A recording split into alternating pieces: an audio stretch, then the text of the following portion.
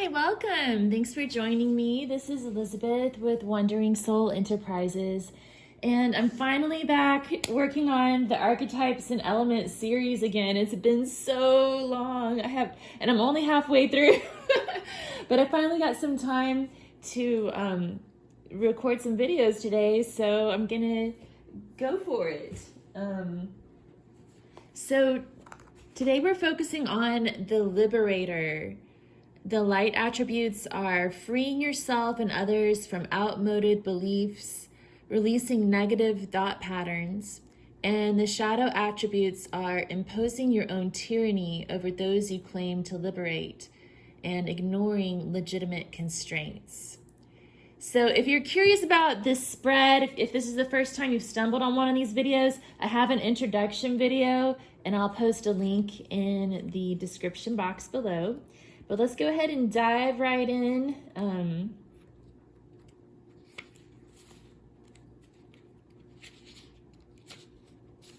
Okay, so I'm reading from the book here, from the Caroline Myss Archetype cards, and it says, the Liberator helps us to liberate us from the self-inflicted tyranny of negative thought patterns and beliefs, spiritual sluggishness, poor nutrition, destructive relationships, or addictive behavior. So it's about freeing ourselves from those chains that bind us. And this archetype can be an invaluable ally in freeing us from old entrenched beliefs and attitudes. So breaking free from your conditioning. You don't have to be a charismatic leader to have this archetype. And then the shadow liberator manifests in corporate, political, religious, and spiritual leaders who impose their own tyranny over others.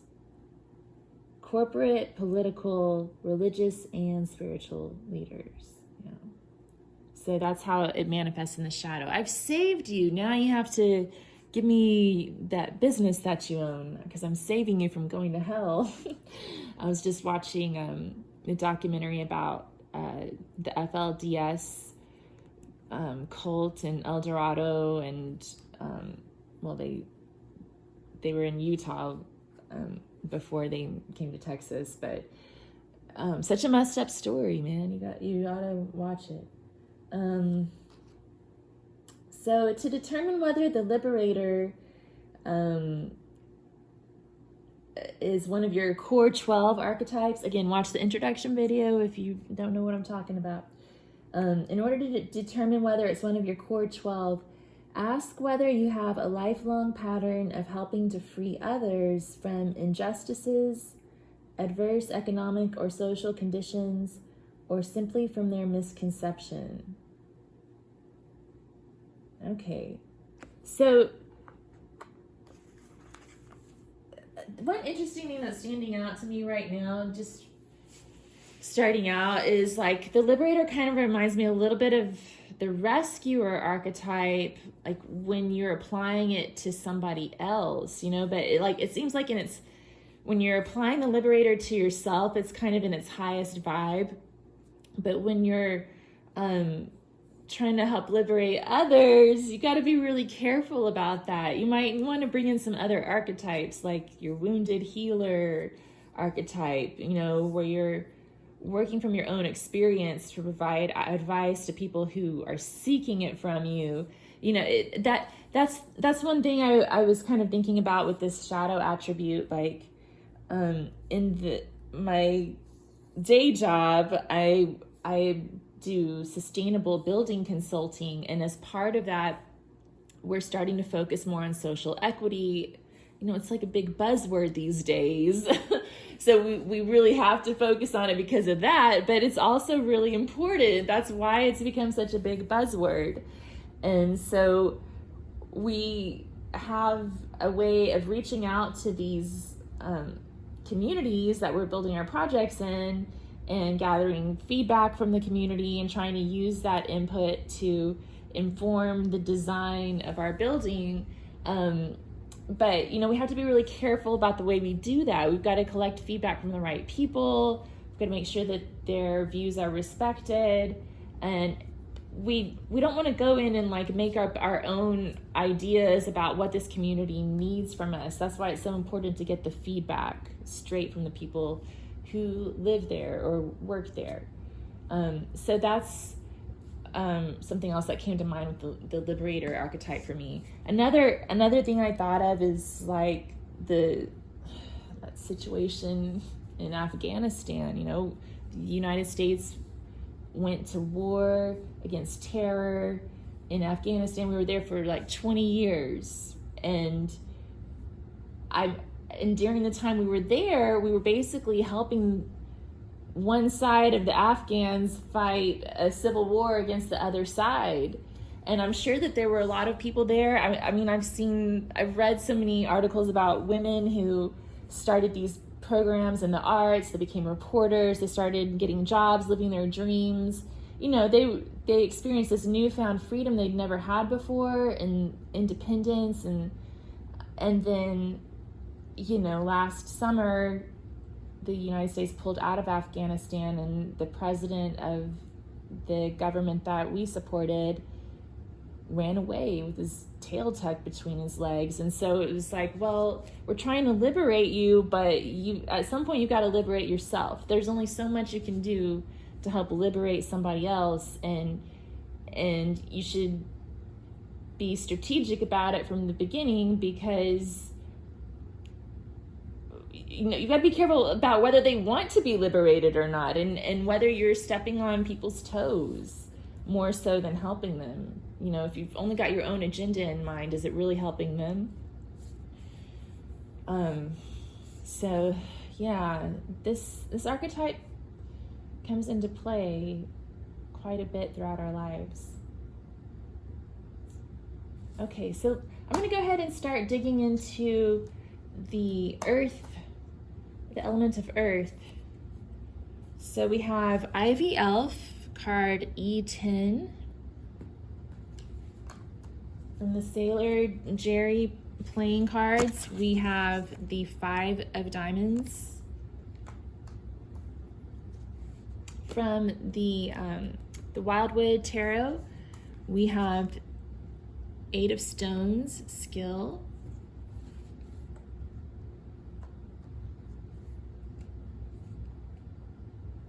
And from the traditional Rider Waite, illustrated by Pamela Coleman Smith, we have King of Pentacles. And from the Antique Anatomy Tarot, we have the 5 of Coins again. So we had the 5 of Coins twice. We had Sailor Jerry, 5 of Diamonds, and Antique Anatomy, 5 of Coins. So that's about loss, abandonment, poverty. This is what we're trying to liberate ourselves from. The things that keep us caught in those feelings of desperation and need. The 8 of Stones is about skill. So applying skills that you learn to free yourself, using your skills to free yourself, to gain your independence, to do what it is you want to do with your life. It requires a lot of work to really liberate yourself. It's about doing the work. And then we have the King of Pentacles. So for me, this is representing like self-mastery and abundance. Just being able to enjoy your life and do as you please. And I'm getting vibes of like gratitude, I guess, because all the grapes and everything on his tunic remind me of like a cornucopia, just like the cup running over. Let me get this little booklet here. And so these are the Working with the 4 Elements cards from the Colin Hall deck.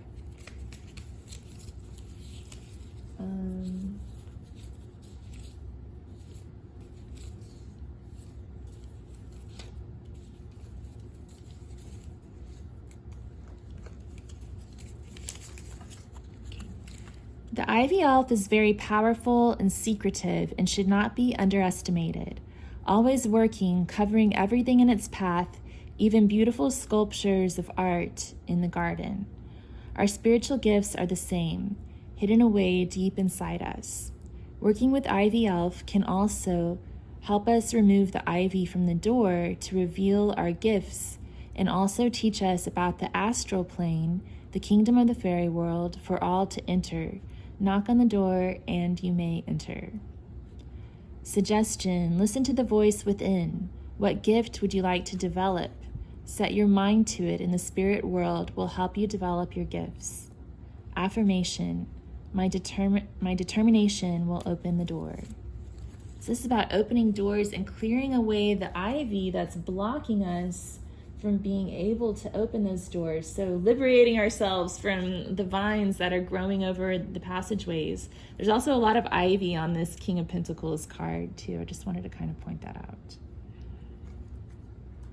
So yeah, it's about working hard to dig ourselves out of this pit of despair with the Five of Pentacles and focusing on the things that we want to do, taking action, and not being afraid to work hard, roll up our sleeves, and make it happen for ourselves. All right. So from the element of air, we have Unicorn Kingdom, A14. We have the Nine of Spades. We have the Nine of Arrows, another 9.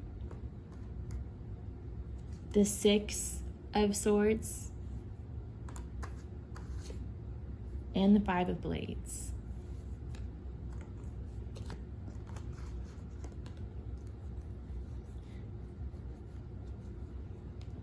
All right.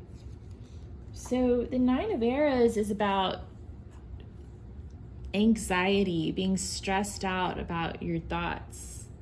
So this is, again, one of those things we're trying to liberate ourselves from. Remember the Caroline Myss book? What did it say again?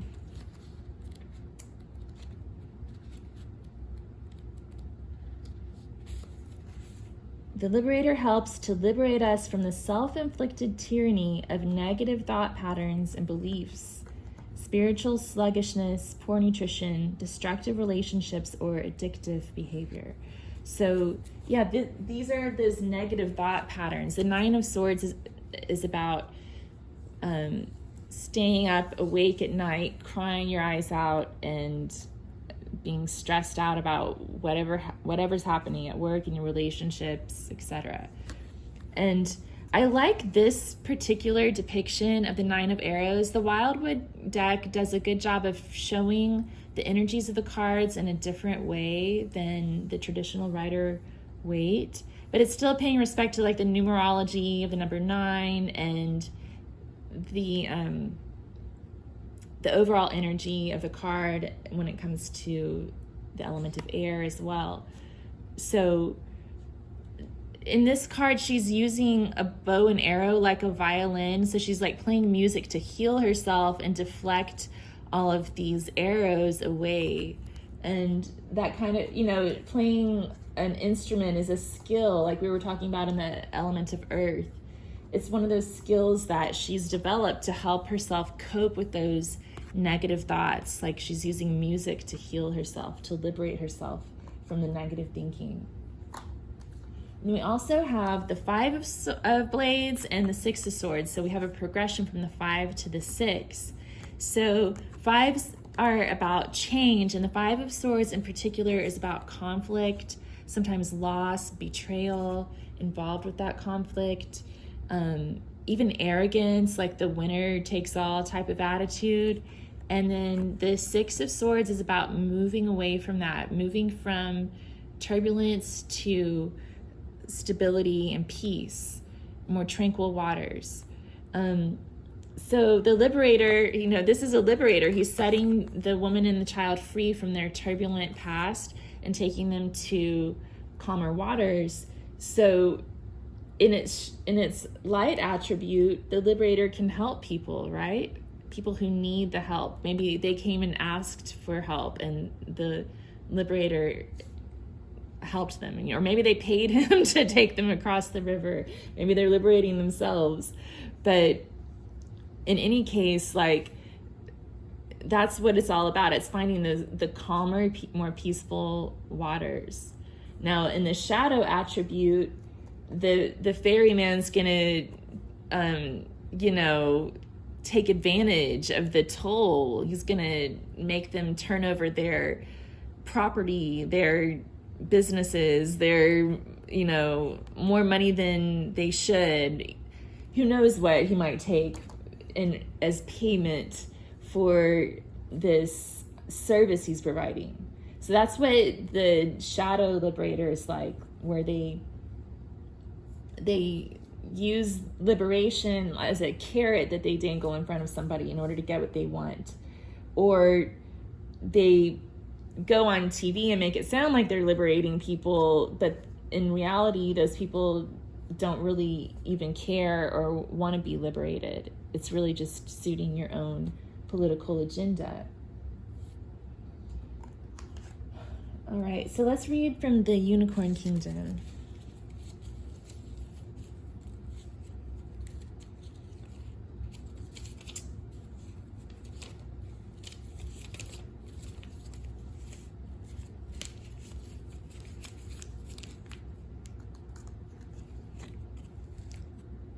There are many mystical animals in the astral world, from dragons to unicorns, the great white horse that can take you into this fascinating astral world where we astral travel in our dreams.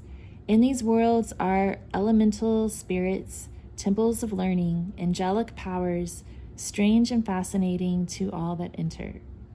Suggestion: in the astral world, there are many different strange and fascinating creatures and animals that we may encounter in meditating or in our dreams.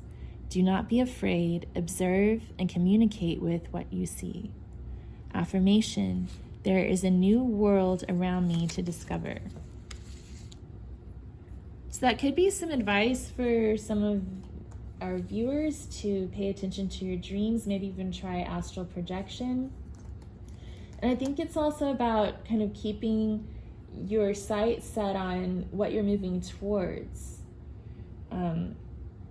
Just like we had the 9 of Arrows showing a woman using music to heal herself from her negative thought patterns, another coping mechanism could also be to focus on your dreams and explore your spirituality and listen to your intuition and let it guide you. Like, this is like the positive thoughts that you're replacing those negative thoughts with. All right, so the element of fire, we have Dancing Fairies, F13.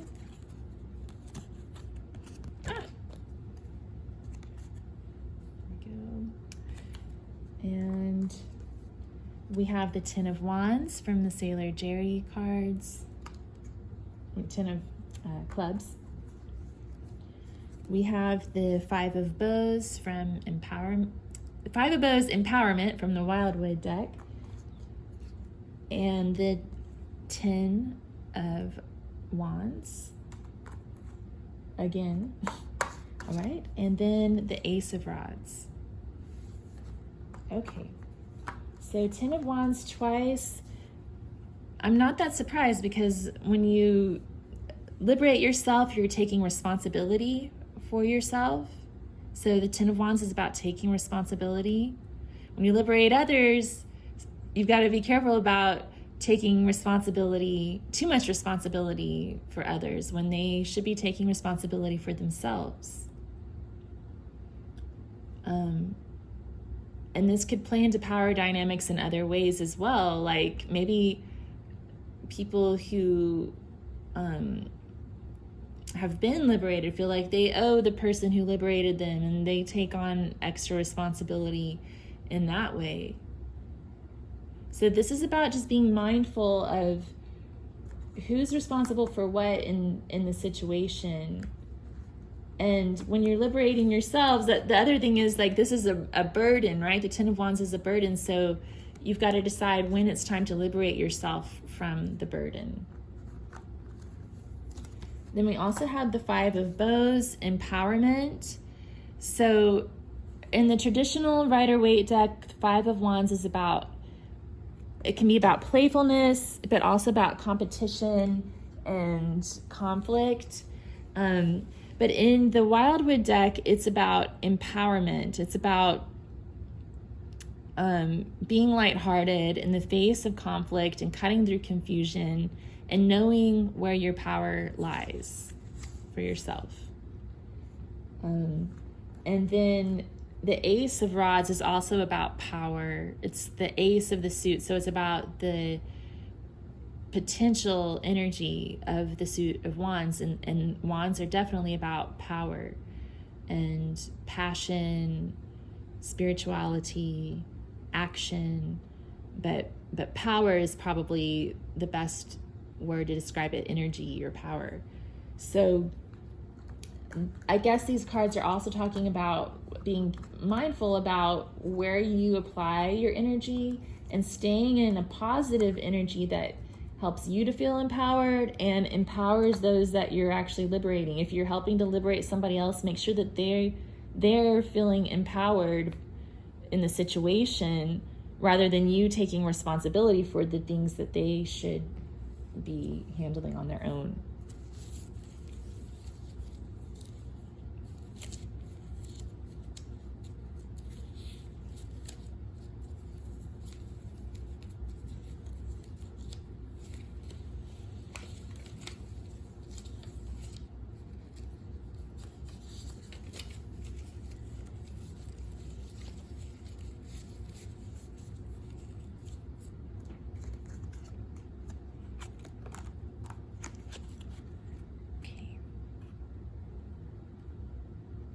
F13, Dancing Fairies.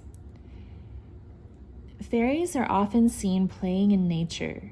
The fairies inside the flowers are harmonizing with the flower and the wind as they are blowing to and fro.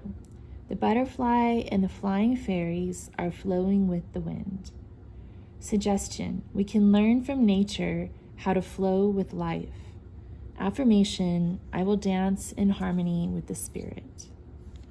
So it's about staying in flow, allowing things to happen naturally. And that's another way to help liberate yourself from these negative thoughts, just realizing it's not about like bypassing the situation and trying to sugarcoat it. It's about facing whatever you're up against and taking responsibility for your role in the situation, taking action where you can, and then applying your skills to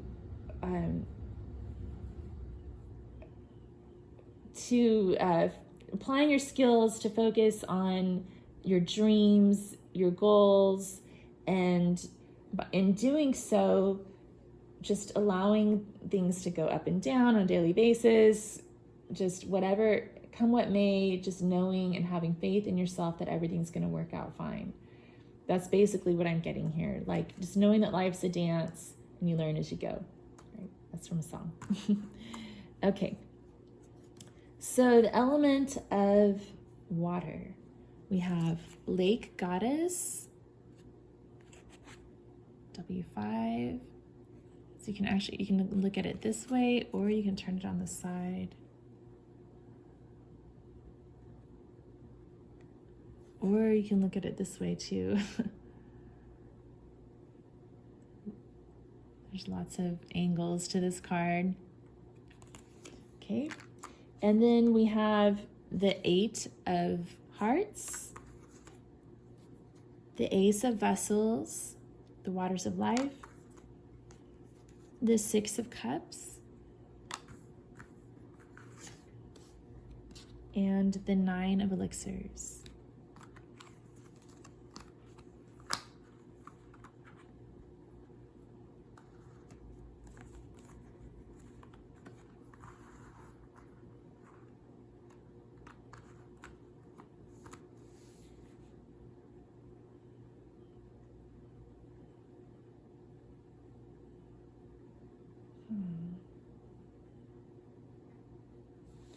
Okay, yeah, I'm kind of seeing this as like an echo of the things we've already been talking about in this reading.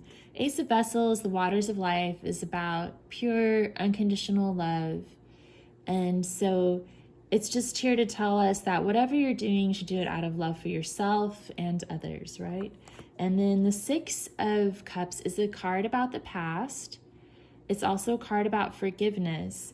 And then the Eight of Hearts is about walking away from the past towards the things that you're wishing for. And then the Nine of Elixirs is about your wishes and dreams that we talked about earlier with that Unicorn Kingdom card. So they're saying move forward with love, let go of the past, walk away from those thoughts and things that don't serve you, and walk towards what you're wishing for. That's the basic message here. And I like the Nine of Elixirs because it has little labels on each of the bottles. So there's Wish Tonic, there's Bliss Brew, there's Love Potion, Joy Elixir, and then we have numbers 5, 6, 7, 8, and 9 numbered bottles. Yeah, so wishes, bliss, love, and joy. Okay.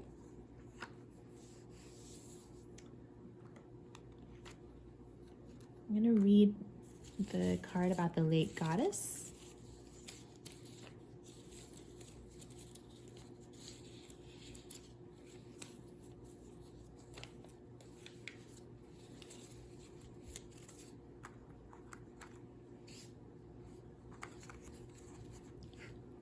Okay. By contacting the late goddess and meditating or by water can help bring back clarity and understanding into our lives. She works deep under the water, looking after the pearl beds, so she helps us go deep within ourselves to bring back the calm to the storms that come into our lives. She will help you find the pearls that are closely guarded in the oyster. The pearls of wisdom are in us all, and this card can help you enter her world. Suggestion: go into the stillness. There you will find the pearls shining bright. Affirmation: like the moon, my pearls will shine bright. So it's about wisdom, stillness.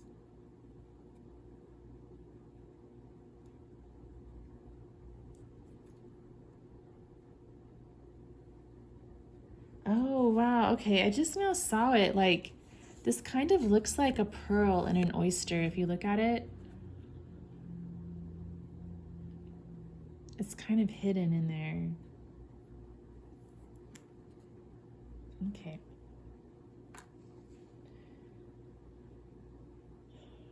Yeah, so I guess that sums it up, like moving towards calmer waters and following your wishes and dreams, letting go of the past, negative thought patterns, and taking responsibility for what's yours and letting others take responsibility for what's theirs. Okay, so I'm going to draw some cards from the Goddess Inspiration Oracle. Well, hopefully just one card from the Goddess Inspiration Oracle, and then I'll draw a card from the Gods and Titans Oracle, and then we'll look at the major arcana.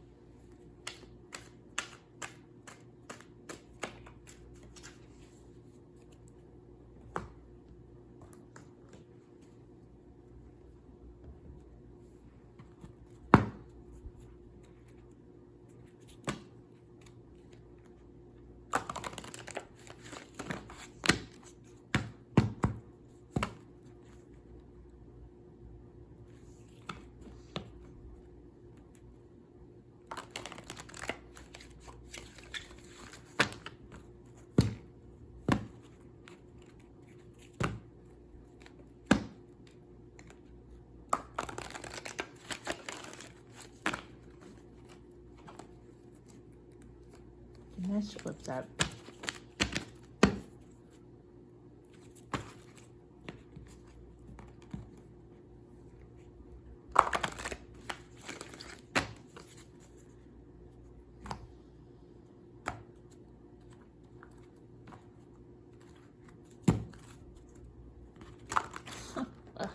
Clumsy. Okay. All right. Okay, so from the Goddess Inspiration Oracle, we have Nut, the Celestial Vault. You're reborn from night each morning. Start anew. And then from the Gods and Titans, we have Achilles, Confidence.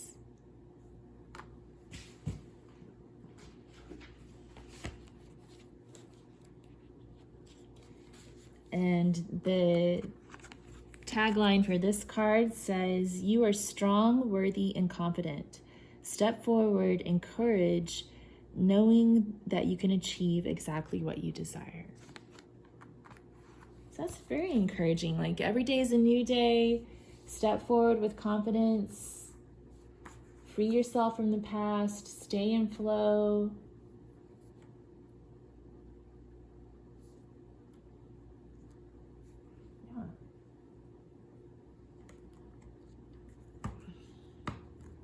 Achilles also had a weak spot, right? So that's another important thing, to recognize what your weaknesses are and don't take things for granted.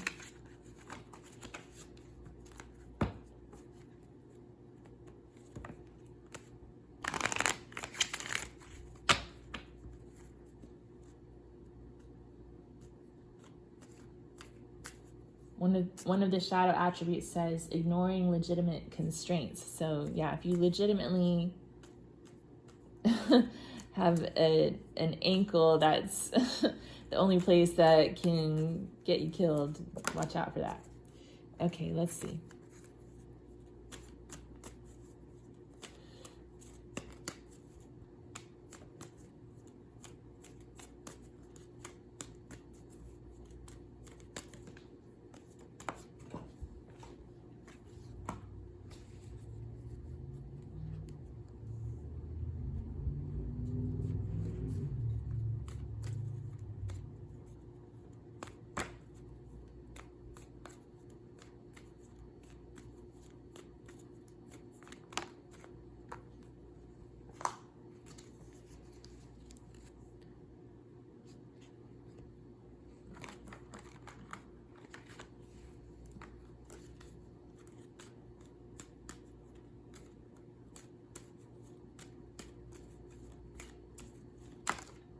Okay. All right, so I saw the World card flipped up, card number 21 from the Antique Anatomy Tarot. And then from the Rider Waite, we have the Fool, card number 0. And from the Wildwood Tarot, we have card number 14, Balance, which is like the Temperance card. So we have the first card of the Major Arcana and the last card. And the cool thing about this is, like, the Fool is the one that takes the journey through the tarot. And at his final spot, he comes to the world and jumps through this portal into another universe. So it starts all over again. And then balance, you know, the universe loves balance. Everything's about keeping that balance in order. So